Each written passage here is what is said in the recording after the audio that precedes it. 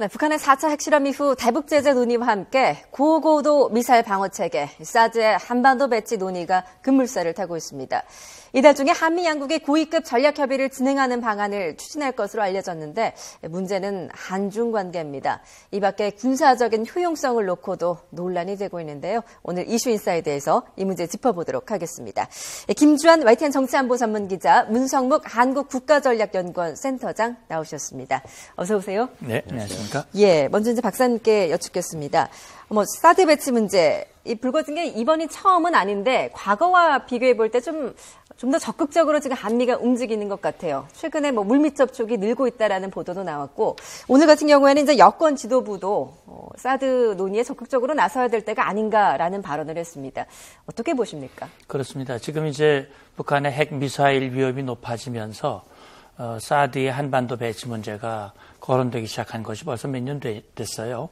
그동안 우리 정부는 이 사드의 효용성에 앞서서 한중 관계라든지 여러 가지 그런 얽혀진 문제들을 감안을 해서 사실 낮은 톤으로 유지를 해왔습니다. 예. 많이 알려져 있듯이 그 3NO, 그래서 요청도, 협의도, 결정도 한 바가 없다라고 하는 그런 입장을 쭉 유지해오다가 결국 촉발된 것은 북한의 핵실험이죠. 4차 핵실험이 1월 6일에 있었고, 그것이 첫 번째 촉발 요인이라면 두 번째 촉발 요인은 북한의 핵 개발, 핵 위협이 높아지고 있고 또 장거리 미사일 발사가 가시화되고 있는 시점에서 한국과 미국 국제사회가 북한으로 하여금 더 이상 핵 미사일 역량이 높아지지 못하도록 또 근본적으로 포기할 수 있도록 압력을 행하고 제재를 가해야 한다라고 하는 그런 공동의 목소리를 내고 있는데 중국이 소극적인 태도를 보이고 있단 말이죠. 그렇다면 우리 대한민국 입장으로서는 북한의 핵 미사일이라고 하는 것은 우리의 사실 생존과 관련된 문제인데 중국의 국익에 반한다고 해서 우리가 그것을 그동안과 같은 그런 낮은 톤으로 유지한다고 하는 것은 매우 부적절한 것이고 우리 국민들이 납득하기 어렵다. 아마 그것이 대략 공감대가 형성이 돼서 지금과 같은 양상으로 전개되고 있는 것이 아닌가 생각을 해봅니다. 그 이제 사드 배치가 우리 군이 개발 중인 장거리 지대공 미사일 LSAM과 효능이 좀 중첩된다라는 지적도 있었거든요. 오늘 국방부가 또 이와 관련해서 입장을 밝혔군요. 네, 국방부 입장은 그렇습니다. 미사일이라는 거는 이제 나중에 설명을 드리겠습니다. 다층 방어 시스템이거든요. 이제 상승 dak성 이게 비행 단계, 종말 단계인데 우리가 요즘 논란되는 건 종말 단계인데 지금 국방부가 오늘 LSM이라고 발표한 것은 비행 단계에서 이 차단하겠다라는 이제 여러 가지 효용성을 다 동원을 해서 북한이 미사일을 쏘면 방어하겠다라는 개념인데 올해부터 지금 우리 주한미군도 있지만 한국군도 일부 패트리어트 2 단계 미사일 팩2라 그래가지고 이 방어 체계가 있어요. 그건 기진의 방어 체계인데 올해부터 이제 팩3에서 좀 업그레이드된 걸 도입을 하고 우리 정부 계획은 사실은 2023년까지 고고도 미사일 방어 체계 지금 오늘 국방부가 발표한 거를 일부보다 그 진화된 단계를 하려고 그랬는데 시간이 오래 걸리지 않습니까? 당장 북한이 그러니까 이걸 좀 앞당겨서 복합적인 대응 체계를 갖춰 나가겠다 이런 의미로 해석하면 될 것 같습니다. 사드의 한반도 배치, 새 군사무기 도입을 넘어서 말씀하셨듯이 한중 간의 역학 구도와도 깊은 연관이 있습니다. 대체 어떤 무기력에 그런지 저희가 좀 정리를 한번 해봤습니다. 윤세영 앵커 전해주시죠. 한반도의 사드 배치 논의가 이어지고 있는 가운데 중국 정부는 불편한 심기를 내비치고 있습니다. 왜일까요? 먼저 사드의 미사일 요격 시스템부터 살펴볼 필요가 있습니다. 사드는 레이더를 통해 적의 미사일을 탐지해서 최대 상공 150km 부근에서 미리 미사일을 요격하는 시스템입니다. 적의 미사일이 상승할 때 탐지하는 전진 배치용과 하강할 때 탐지 요격하는 종말 단계 요격용이 있는데요. 현재 우리 정부는 북한의 탄도미사일을 최우선 위협으로 판단하는 만큼 종말 단계 요격용을 고려하는 것으로 알려졌습니다. 미사일 요격을 위해서는 정확한 탐지가 필요하겠죠. 때문에 사드의 구성 가운데 미사일을 탐지하는 레이더가 중추적인 역할을 하게 됩니다. 사드의 레이더는 두 가지 방식으로 운영됩니다. 첫 번째, 적의 미사일이 상승하는 시점에 탐지 요격하는 전진 배치 방식은 탐지거리가 최대 2,000km입니다. 중국이 한반도에 사드 배치에 예민하게 반응하는 것이 바로 이 때문입니다. 2000km에 달하는 레이더 반경으로 중국의 일부 지역에 감시가 가능하다는 이유에서입니다. 두 번째 운영 방식은 종말 방식인데요. 탐지 유효 거리가 600km로 미사일이 하강할 시 탐지해서 요격하는 방식입니다. 한반도를 감지 권역으로 해 북한의 감시 역할을 분명히 하고 있습니다. 중국의 반발을 의식한 우리 군 당국은 탐지 거리가 한반도에 국한된 종말 방식을 도입해서 사드 배치가 중국 견제용이 아니라는 점을 강조할 가능성이 있는 것으로 전해지고 있습니다. 네. 먼저 이제 사드의 군사적 효용성 문제를 좀 더 자세히 짚어보겠습니다. 이게 우리에게 꼭 필요한 무기인가 하는 부분인데 북한이 이제 미사일을 발사했을 때 사드로 제어를 할 수 있는 겁니까? 예, 그렇죠. 지금 이제 그동안 우리 정부는 앞에 정부의 얘기입니다만은 그동안 우리가 미사일 방어 시스템, 북한의 이제 핵 미사일 위협이 높아지고 있기 때문에 지금의 만약에 북한의 미사일에 핵탄두를 탑재한다면 사실 재앙이거든요. 그렇기 때문에 이걸 방어하기 위한 시스템들을 개발을 했는데 사실 북한이 굉장히 반발을 했어요. 그래서 미국이 추진하고 있는 MD, 다시 말하면 미사일 방어 시스템에는 가입을 하지 않는다.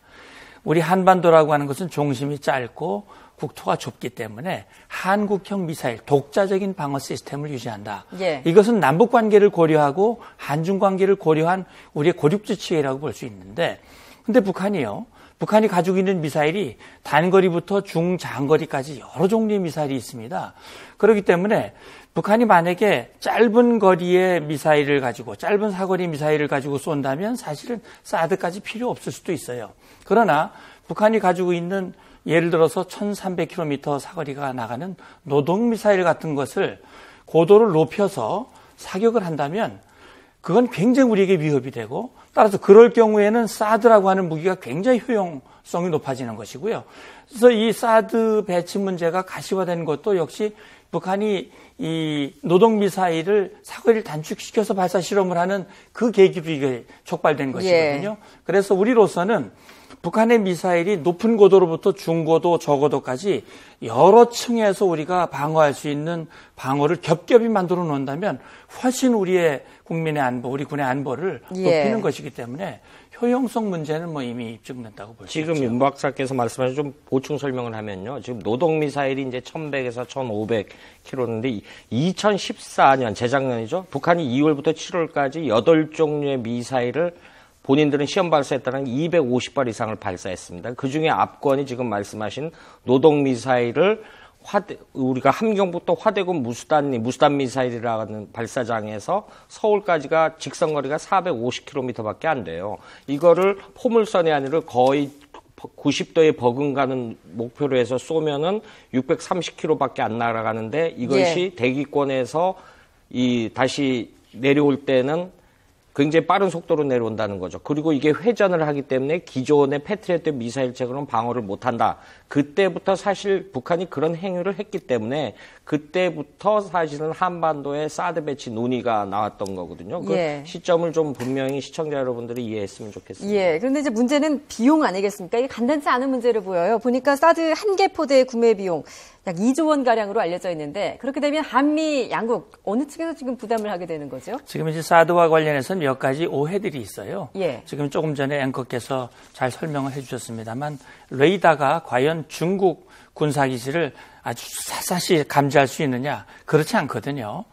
그것이 첫 번째 오해고 두 번째는 사드를 우리가 사서 구매하는 것이냐 아니면 미국이 주한미군 기지에 배치하는 것이냐 네. 이 문제인데 현재는 후자에 관한 얘기가 논의되고 있는 것입니다. 따라서 비용도 미국이 주도적으로 주한미군 기지에 배치하는 것이기 때문에 그 몇 조를 우리가 부담한다고 하는 것은 상당한 오해가 있는 것이죠. 다만 주한미군에 배치를 한다면 우리 국민에게 미치는 영향들이 있을 수 있고 또 우리가 부지를 공유를 해줘야 되는 문제가 있기 때문에 우리의 동의가 있어야 되는 것이죠. 근데 이제 한 개 포대만 배치할 수는 없을 거고 추가로 포대를 배치할 경우에는 우리도 좀 부담을 하게 되는 건 아닙니까? 어떻게 봐야 되죠? 지금 사실은 거기는 논의하기까지는 좀 우리가 잘못하면은 비용 문제 또 다른 논리 전개가 되기 때문에 이제 문 박사께서는 배치와 비용 문제는 별개 문제다. 지금은 이제 원칙선상에서 국민들의 어느 정도 컨센서스나 이른바 안보당국에서 이 배치 문제가 하면은 그 다음 논의 단계로 가야지 이거를 중첩해서 논의하는 거는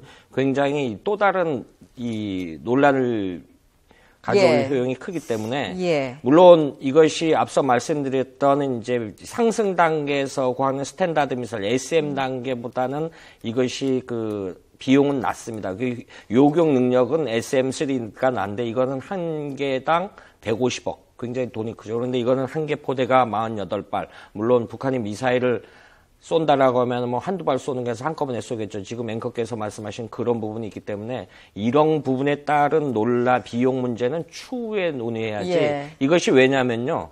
지금 당장 만일 설령 우리 정부가 사드 도입을 결정했다라고 해도 당장 내일 오는 것이 아니라 5년 내지 한 10년 후에 배치가 가능하다라는 거거든요. 그 부분이기 때문에 그 부분을 미리 논쟁을 안 할 필요가 좀 추후에 그 비용 문제는 논의를 할 문제다라는 말씀이시고 그렇다면 지금 이제 현 시점에서 논의해봐야 될 문제 계속 지적해 주셨듯이 이제 외교적인 문제 아니겠습니까? 이게 미국과 중국 쪽에서 한쪽을 선택해야 되는 문제처럼 지금 비춰지고 있는데요. 특히 이제 중국이 반대하는 이유 가운데 하나 X밴드 레이더라는 이제 사드 체계 눈에 해당하는 게 중국을 이제 곳곳이 다 들여다보는 게 아닌가라는 지적일 겁니다. 조금 전에 이제 말씀해 주셨지만. 그런 건 아니라고요. 예. 그러니까 이제 그 사드에 구성되어 있는 이 품 중에 이제 하나가 이제 AN/TPY-2라고 하는 이 레이더인데 앞서 설명을 해 주셨듯이 전진 배치용이 있고 종말 단계용이 있어요. 지금 우리 한미가 논의하는 것은 북한의 핵 미사일 위협에 대응하는 것이기 때문에 전진 배치용을 할 필요가 없습니다. 그거는 일본에 이미 배치가 되어 있습니다. 그렇기 때문에 종말 단계용을 놓고 600km면은 한반도 중심, 북한의 끝단까지 우리가 볼 수 있어요. 북한의 끝단에 있는 미사일에서 발사할 경우 그걸 추적을 해서 150km 최대 150km 상공에서 요격하기 위한 그런 미사일이고 또 한 가지 그 레이더고 또 한 가지 여기서 우리 시청자들께서 이해해야 할 것은 레이더는 우리가 보는 VTR이나 이 CCTV와 같이 화면을 보는 것이 아니고 전파를 발사해서 그 물체에서 반사되어 오는 그걸 가지고 사실 점으로 나타나기 때문에 군사활동을 다 감지한다는 건 말이 안 되는 것이고요. 북한이 미사일을 쏠 경우 그 미사일의 궤적을 점으로 쭉 이동되는 궤적을 탐지를 해서 정확하게 요격하는 그 목적이기 때문에 조금 그래서 이제 말씀하신 대로 중국이냐 미국이냐의 선택의 문제가 아니고 이것은 우리 생존에 관한 문제이기 때문에 사실 중국으로서는 이 레이더의 배치라고 하는 것이 중국의 국익에 영향을 미치는 것이라면 우리는 생존에 관한 문제이기 때문에 이 문제에 대해서는 좀 관점을 달리해서 봐야 될 것 같습니다. 중국의 지금 앵커도 우리가 설명했으면 2,000km를 탐지할 수 있다라는 거는 이게 중국의 논리인데 여기에 오해가 있습니다. 지구가 둥그렇습니다. 평면이 아니고. 근데 이게 지구 공률이라는 지구과학 용어가 있는데요. 8km마다 지구는 항상 5m 수직으로 해서 2,000km를 가면은 사실 둥그렇기 때문에 지금 말씀하신 대로 반사 각도를 잡아낼 수가 없어요. 그러니까 2,000km라는 거는 시청자분들이 오해를 하고 있는 것이 평면상의 2,000km라는 건 사실 불가능하거든요. 이런 부분이 오해의 소지가 하나가 있고 또 하나는 중국이 반대하는 거는 중국이 말하는 거에 전제가 잘못됐다. 저는 이렇게 말하고 싶습니다. 뭐냐면 중국이 그럼 이 지경까지 왜 북한을 놔뒀느냐. 2014년 한 해만 봐도 제재 한동안에 나중에 드러난 사실이지만 북한 내 전투기들이 사용할 수 있는 항공료를 1년치 제공을 해줬거든요. 이런 부분에 대해서 국제사회가 중국을 의심하는 거죠. 얼마 전에 그 미국도 얘기했지만 중국이 북한을 통제할 수 있는 능력을 충분히 가진 지금까지 방치해 놨거든요. 방치해 놓다가 지금 와서 자신들의 국익에 반한다 그래서 안 된다라는 거를 문제는 저는 우리 일부 중국의 논리를 그대로 답습하는 인사들이 있다라는 거죠. 이 부분은 좀 경계할 필요가 있을 것 같습니다. 근데 이제 종말 단계용으로 배치를 한다고 하더라도 이게 한 8시간 정도면은 전진 배치로 바꿀 수 있다고 하더라고요. 중국이 받아들일 수 있을까요? 물론 이제 중국이 그런 의구심을 가지고 있고 또 그런 논리로 사드 배치를 반대를 하고 있죠. 특히 이제 중국이 가지고 있는 그런 여러 가지 ICBM 중국의 그 미사일 핵 억제력에 손상을 가져온다고 하는 것이 이제 중국의 우려고, 또 한 가지는 한국과 미국 간의 그 동맹, 연합 방위력이 강화되는 것은 사실 중국으로서는 바람직하지 않기 때문에 반대를 하고 있습니다만, 만약에 중국이 진정 사드 배치를 원하지 않는다면 사드 배치가 필요 없는 환경을 만들면 되는 거예요. 그것은 북한의 핵미사일 위협을 소멸시키면 되는 것이거든요. 그러나 소멸시키는 노력에는 소극적이면서 우리의 안위를 위한 그 배치를 반대만 한다면 그건 중국으로서는 매우 상호 모순적인 논리이기 때문에 그런 부분에서 우리로서는 미국과 협의하에 중국과 불편한 관계가 유지되지 않도록 적절하게 이해를 시키고 이 조율을 해나갈 필요가 있지 않을까 하는 생각을 합니다. 예. 중국의 이제 반대 논리 가운데 하나가 이제 한국에 이제 사드가 배치가 되면 우리나라가 이제 일본처럼 미국의 그 MD 체제, 미사일 방어 체계 편입될 것이라는 우려일 텐데요. 이거는 좀 현실성이 있는 이야기입니다. 역시 중국의 논리는 앞뒤가 안 맞는 얘기죠. 왜냐하면 우리는 북한이라는 위협을 현실적으로 갖고 있는데 중국은 위협이 없는데도 중국은 2007년도부터 자체 MD 체계 방어 실험을 하고 있어요. 또 하나 중국이 반대하는 가장 큰 논리는 중국이 그 A2AD 전략을 해서 반접근 지역구에서 일종의